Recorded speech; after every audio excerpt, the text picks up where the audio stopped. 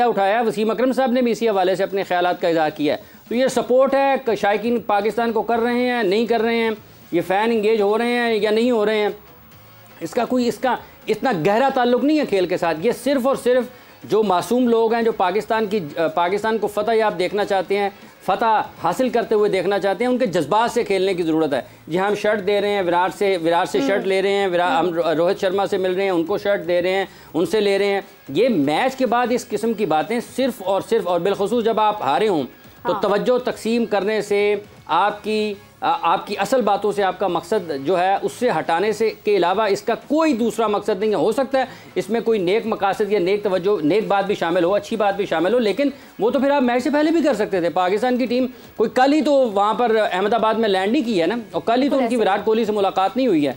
इसलिए जहाँ तक ताल्लुक मिकी आर्थर का है, उनका भी ये नहायत नामुनासिब है अमल के वो ये कहें कि हमें वहाँ पर सपोर्ट नहीं मिल रही, या आईसीसी का इवेंट नहीं लग रहा, या बीसीसीआई का इवेंट लग रहा। बंदा खुदा, बंदे गिनने के लिए तो नहीं वहाँ पर गए।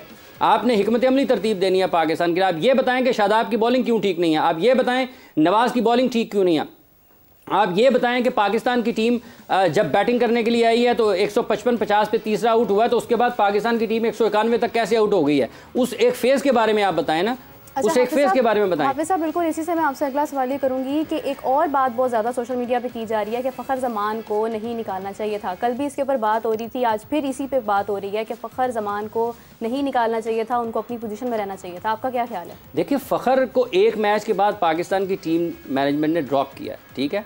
अब जब इस तरीके से बात करते हैं तो पाकिस्तान की टीम मैनेजमेंट को, यहाँ पर हमने इससे पहले भी कई मरतबा बात की थी, उसको कम से कम 3 मैचेस आप देते ताकि आपके पास एक पिक्चर क्लियर थी पहले भी कि वो आउट ऑफ फॉर्म है। लेकिन जब आप अब फ़खर को ड्रॉप करके एक ही मैच के बाद कि जब अब्दुल्ला शफीक ने एक मैच में रन्स किए हैं, दूसरे मैच में वो उतना ज़्यादा अच्छा नहीं खेल पाए हैं, तो आप उसको ड्रॉप करके उसको वापस ला के इमाम को ड्रॉप करेंगे, तो फिर इमाम अगर 2 मैचेस में फिर फ़खर ज़मान नहीं करते हैं तो फिर क्या फिर ये बात होगी दोबारा से कि अब आप इमाम को ड्रॉप कर दें और फ़खर ज़मान को ले आएँ।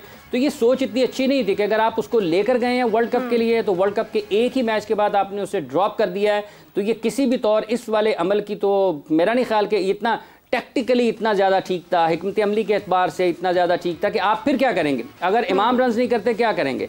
मतलब अब पाकिस्तान के पास नसीम शाह नहीं है नए गेंद के बॉलर, तो हम क्या करेंगे। मतलब जैसे बाबर आजम ने कहा कि हम नए बॉल का मसला है, भाले खुदा नए बॉल का मसला है, रन्स तो बल्लेबाजों से नहीं हो रहे। मतलब आप रन्स किए नहीं हैं आपने, 191 पर आपकी सारी बैटिंग जो है वो पवेलियन बैठी हुई है, और आप उसके बाद आके कह रहे हैं कि नए बॉल का मसला है। सबसे पहले आप ये बताएं कि क्या ये 191 रन भारत के ख़िलाफ़ अहमदाबाद में ठीक थे? क्या इतने अच्छे थे कि पाकिस्तान की टीम 191 पर उनको आउट कर सकती? अगर अच्छे थे और फिर आपके नए गेंद से बॉलर्स आपके कामयाब नहीं हुए, तो फिर आप ये कहते हैं कि बॉलिंग में इस शोबे में यहाँ पर ये ख़राबी है, हमारी बैटिंग ने बहुत अच्छा खेला लेकिन बॉलर्स उसका दिफा नहीं कर पाए हैं। तो आपकी तो बैटिंग कोलैप्स की है सबसे पहले तो आपकी बैटिंग कोलैप्स की है। आपका अपना शॉट जो था वो इतना अच्छा नहीं था। बहुत सारे लोग कल से बात कर रहे हैं कि शायद बाबर आजम और रिजवान ने पाकिस्तान को मैच हरवा दिया।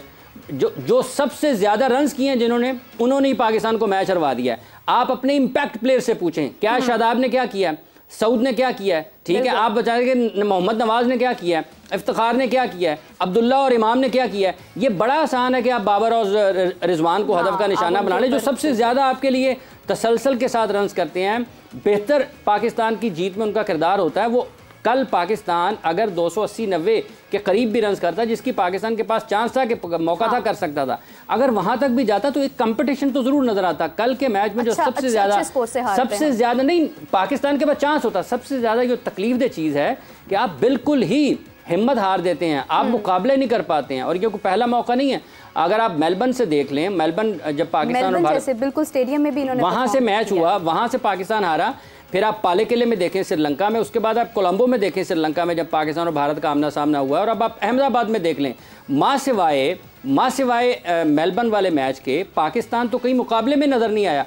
पाले में भी पाकिस्तान ने उनको मौका दिया, गो कि उस मैच का नतीजा सामने नहीं आया था, लेकिन 266 रन तो पाकिस्तान ने करवा दिए थे पहले एक इब्तदाई तौर पर बढ़तरी लेने के बाद। कौन जानता है कि अगर उस दिन मैच होता तो 266 पाकिस्तान ना कर सकता। लेकिन जब आप उसके बाद कोलंबो में सामने आए हैं तो 350 के लगभग रन उन्होंने आपको कर दिए, उससे लगभग 225 की आपको शिकस्त का सामना करना पड़ा, एक तरफा मुकाबला। और फिर कल जब अहमदाबाद में सामने आए हैं, यहाँ पर भी एक तरफा मुकाबला है। मिकी आर्थर तो ये बताएं ना कि जो मैचेस पाकिस्तान ने कोलंबो में खेले थे उसका और इसका नतीजा जो आपके हक में नहीं आया ना, आप इसके बारे में बताएं। आप क्राउड को गिनने ना बैठ जाएं। क्राउड आप अगर आगे जाके ये कहेंगे जी हम चूंकि भारत में मैच खेलने के लिए जा रहे हैं तो 25,000 लोगों का पाकिस्तान क्रिकेट बोर्ड ये बंदोबस्त करे कि हमने वहाँ पर मैचेस खेलने के लिए जाने हैं, तो हमें अपने शायकीन की ज़रूरत है क्योंकि वहाँ पे हमें सपोर्ट नहीं मिलती। तो ये गैर ज़रूरी, नामुनासिब और इनकी कोई मंतक नहीं है, कोई दलील, खेल से इन चीज़ों का कोई ताल्लुक नहीं है, खेल से इन चीज़ों का कोई ताल्लुक नहीं है। आप अपनी गेम से जो है वो आप कई लोगों के मुँह बंद करवा सकते थे। अच्छा उमर, मेरा आपसे ये सवाल है, आपके ख्याल से जो अहमदाबाद है उसकी बात अगर की जाए तो कितना स्कोर जो है वहाँ पर हो सकता था एवरेज के लिहाज से? देखिए, जो रिपोर्ट्स हमें मिली वो तो लो ही मिली कि 224 के राउंड अबाउट मतलब होगा। लेकिन जब बैटिंग की अगर बात करें, सरफेस की बात करें, तो वो आपको कुछ और ही बता रही थी कि बैटिंग फ्रेंडली थी। और आप देखें आउटफील्ड इतनी तेज़ थी। सही बैटिंग फ्रेंडली थी।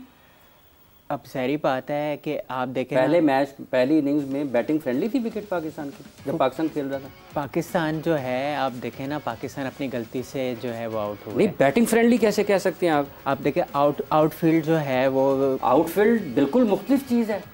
तो बैटिंग फ्रेंडली पिच कैसे आप कह सकते हैं? मेरी बात सुने, इंडिया ने तो फिर साउंड तो इजी किया है। आप पाकिस्तान की पहले बात करें। आपने कहा है बैटिंग, आपने वो जब बोल रहा था रोहित शर्मा, आपने सुना उसने क्या कहा था जब टॉस हुआ? आप मेरी बात सुने ना, वो तो ठीक थे, लेकिन बात यह है कि भाई हाफिज साहब बहुत ज्यादा जज्बाती हैं, वो ऐसी किसी जुमले पर बिल्कुल कंप्रोमाइज नहीं करेंगे। बात कर रहा हूं ना मैं उस पे। कल के मैच की बात की जाए, आप कह रहे हैं कि बैटिंग फ्रेंडली पिच थी। सर कल के मैच की बात की जाए तो एक नौजवान जिसका कहना था कि भाई मैंने 28,000 रुपया लगा दिया, दोस्तों को दावत दी, मैच देखा, मैं अकेला सपोर्टर पाकिस्तान का था और पाकिस्तान हार गया, मेरा भी दिल टूट गया। 155 पे 2 आउट थे। Sir move on. Batting friendly अगर होती तो बॉल स्पिन कितना हो रहा था? वो तो बात ठीक है। बैटिंग फ्रेंडली का क्या मतलब होता है भला? अब मेरी बात सुने, अब बॉलर्स के लिए तो कुछ इतना खास नहीं था ना उसमें। तो पाकिस्तान क्यों फिर 191 पे आउट हो गया अगर बॉलर्स के लिए? पाकिस्तान के टेक्निकली जो ज़ाहिर बात है फ्लास थे जिसकी वजह से हुआ, लेकिन फिर भी विकेट इतनी अगर आसान नहीं थी वो मैं मान लेता हूँ। लेकिन फिर भी आप देखें ना रोहित शर्मा ने जिस तरह खेला, तो लेकिन ये और बात है। यानी आप कहना ये चाह रहे हैं कि इंडिया की साइड से जो है वो बैटिंग फ्रेंडली थी? इंडिया ने तो प्रूव किया, बेशक शुरू में प्रॉब्लम हो रही थी, लेकिन जिस तरह मैच मूव ऑन होता है तो कंडीशन भी तो फिर चेंज होती है ना। तो इंडिया ने लेकिन उसको साबित किया है गलत। मैं मानता हूँ शुरू में प्रॉब्लम हुई है, पाकिस्तान बैटर्स ने अच्छा खेला, लेकिन खुद ही अपनी टेक्निकली फ्लास की वजह से फिर डाउन फुट हो। अच्छा हाफिज साहब, आज के मैच के ऊपर आते हैं कि इंग्लैंड की जानिब से अब बैटिंग की अगर बात की जाए तो क्या लगता है कौन सा प्लेयर खतरनाक साबित होने वाला है? देखिए सारे के सारे उनके पास तो एक लंबी बैटिंग है, उनके पास तो एक लंबी बैटिंग है। वो इस आप देखें कि वो तो टेस्ट क्रिकेट को वैसे खेलते हैं जैसे दुनिया वनडे क्रिकेट खेलती है। बिल्कुल बिल्कुल। वो T20 वनडे और टेस्ट क्रिकेट में उनके पास बैटिंग के हवाले से बड़े बेहतरीन बल्लेबाज मौजूद हैं। इनके पास एक से बढ़ के एक है।